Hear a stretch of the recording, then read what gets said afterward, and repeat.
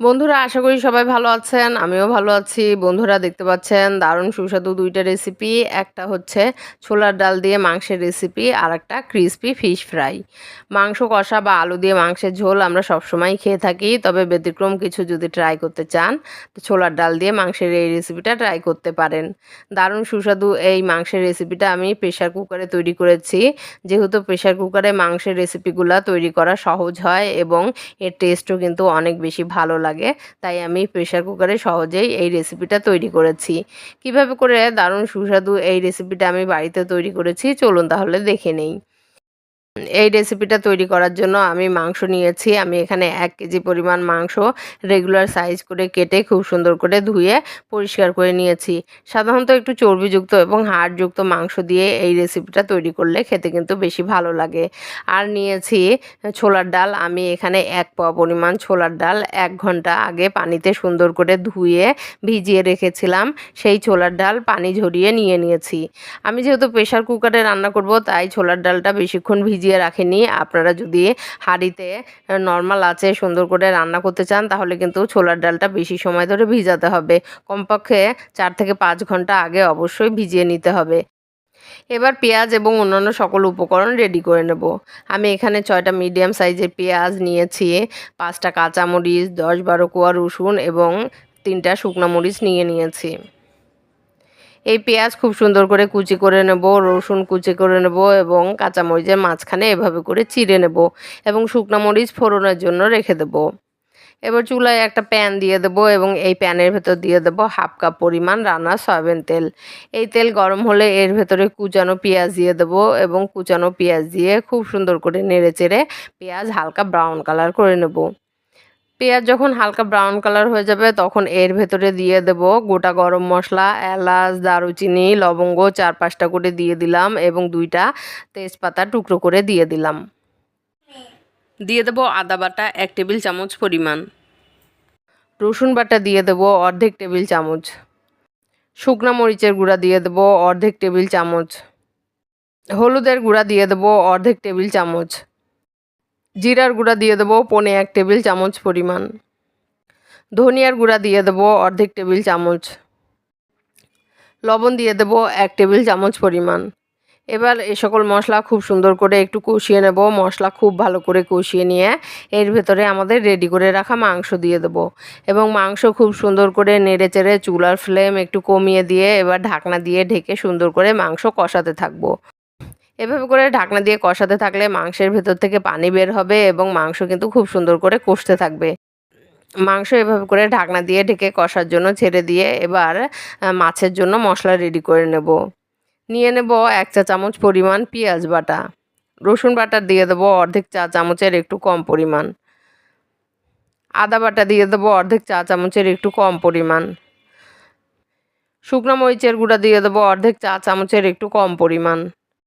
হলুদের গুঁড়া দিয়ে দেবো অর্ধেক চা চামচের একটু কম পরিমাণ। জিরার গুঁড়া দিয়ে দেবো অর্ধেক চা চামচের একটু কম পরিমাণ। লবণ দিয়ে দেবো অর্ধেক চা চামচ পরিমাণ। কর্নফ্লাওয়ার দিয়ে দেবো 1 টেবিল চামচ পরিমাণ। রান্না সয়াবিন তেল দিয়ে দেবো 1 টেবিল চামচ পরিমাণ। এবার এই সকল মশলা খুব সুন্দর করে একটু মেখে নেব। মশলা খুব ভালো করে মেখে নিয়ে সুন্দর করে ধুয়ে পরিষ্কার করে নেওয়া মাছ নিয়ে নেব এবং এই মাছ খুব সুন্দর করে মশলার সঙ্গে মাখিয়ে নেব। মশলার সঙ্গে মাছ খুব সুন্দর করে মাখিয়ে নিয়ে এভাবে করে সুন্দর করে ম্যারিনেট করে রেখে দেব। মাছ মাখিয়ে নিয়ে এবার আমরা মাংসের ঢাকনা তুলে দেখব মাংস থেকে পানি বের হয়েছে এবং নেড়েচেড়ে আমরা এই পানিটা একটু শুকিয়ে নিয়ে সুন্দর করে মাংস কষিয়ে নেব।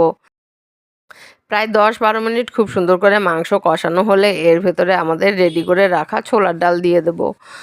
ছোলার ডাল দিয়ে এবার মাংসের সঙ্গে খুব সুন্দর করে নেড়েচেড়ে মিশিয়ে নিয়ে ছোলার ডাল এবং মাংস আরেকটু কষিয়ে নেব।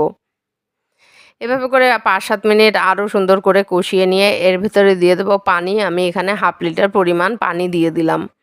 এই পানি দিয়ে খুব সুন্দর করে নেড়েচেড়ে আমাদের চিড়ে রাখা কাঁচামরিচ দিয়ে দেব এবং দিয়ে দেব রসুন কুচি।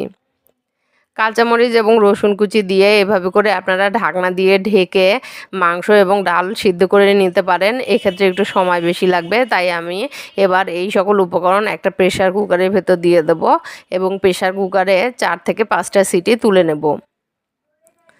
প্রেসার কুকারে 4 থেকে 5টা সিটি তুলে নিলে আমাদের মাংস এবং ডাল খুব সুন্দর করে সিদ্ধ হয়ে যাবে। এভাবে করে সিটি তুলে আমরা প্রেসার কুকার ঠান্ডা না হওয়া পর্যন্ত অপেক্ষা করব। এই সময়ের মধ্যে আমাদের মেরিনেট করে রাখা মাছ ভেজে নেব। একটা ফ্রাই প্যানের ভেতর অল্প পরিমাণে তেল দিয়ে দেব। তেল দিয়ে আমাদের মাছগুলো দিয়ে দেব। মাছ দিয়ে চুলার ফ্লেম এবার একটু কমিয়ে দিয়ে লো এবং মিডিয়াম ফ্লেমের মাঝে রেখে মাছগুলো ভেজে নেব। মাছ এক পাশ সুন্দর করে ব্রাউন কালার হয়ে গেলে উল্টে দিয়ে অপর পাশও খুব সুন্দর করে ব্রাউন কালার করে ভেজে নেব। মাছ হাই হিটে ভাজার চেয়ে আপনারা যদি একটু লো এবং মিডিয়াম টেম্পারেচারের মাঝে টেম্পারেচার রেখে একটু সময় নিয়ে মাছ ভাজেন, তাহলে সেই মাছটা আরও বেশি ক্রিস্পি এবং সুস্বাদু হয়ে থাকে। এভাবে করে উল্টে পাল্টে 2 পাশ ব্রাউন কালার করে মাছগুলো নামিয়ে নিয়ে আমাদের প্রেসার কুকারের ঢাকনা খুলে নেব। এবার প্রেসার কুকার থেকে খুব সুন্দর করে কুক হওয়া মাংস এবং ডাল এই প্যানের ভেতরে আবার ঢেলে নেব। প্যানের ভেতরে সুন্দর করে কুক হওয়া মাংস এবং ডাল ঢেলে নিয়ে এর ভেতরে দিয়ে দেবো অর্ধেক চা চামচ পরিমাণ গরম মশলার গুঁড়া এবং আরেকটা প্যানের ভেতরে এই ডালের জন্য ফোড়ন রেডি করে নেব। এই জন্য দিয়ে দেবো সরিষার তেল। আমি এখানে 4 টেবিল চামচ পরিমাণ সরিষার তেল দিয়ে দিলাম এবং এই তেল গরম হলে এর ভেতরে অর্ধেক চা চামচ পরিমাণ গোটা জিরা এবং আমাদের রেডি করে রাখা শুকনো মরিচ মাঝখানে চিড়ে দিয়ে দিলাম। শুকনো মরিচ, জিরা তেলের ভেতরে খুব সুন্দর করে একটু টেলে নিয়ে এই সকল উপকরণ মাংসের ভেতরে ঢেলে দিলাম। এই ফোড়ন দেওয়ার ফলে আমাদের মাংসের এই রেসিপিটা খেতে কিন্তু আরও বেশি সুস্বাদু লাগবে। এভাবে করে ফোড়ন দিয়ে নেড়েচেড়ে নামানোর আগে অবশ্যই দিতে হবে বড় 1 টেবিল চামচ পরিমাণ চিনি। এটা কিন্তু অ্যাভয়েড করা যাবে না, চিনিটা অবশ্যই দিতে হবে। চিনি কিন্তু যেমন টেস্টের ব্যালেন্স করবে, তেমনই এই ছোলার ডালের টেস্টটা বাড়ানোর জন্য চিনি দেওয়া কিন্তু অত্যন্ত জরুরি। চিনি দিয়ে সুন্দর করে একটু নেড়েচেড়ে নামিয়ে একটা পরিবেশন পাত্রের ভেতর সুন্দর করে গুছিয়ে পরিবেশন করব আমাদের দারুণ মজাদার এই ছোলার ডালের মাংসের রেসিপি। এই রেসিপিটা আপনারা ভাত, পোলাও, নান, রুটি যে কোনো কিছুর সাথে খেতে পারেন। দারুণ সুস্বাদু এই রেসিপিটা আপনাদের টেস্টের ক্ষেত্রে এক নতুন মাত্রা যোগ করবে। আশা করি রেসিপিটা আপনাদের ভালো লেগেছে এবং সব সময়ের মতো বলছি, আমার রেসিপিগুলো যদি ভালো লাগে তাহলে অবশ্যই লাইক, কমেন্ট করবেন এবং সম্ভব হলে শেয়ার করে দিবেন, পাশে থাকবেন। ধন্যবাদ।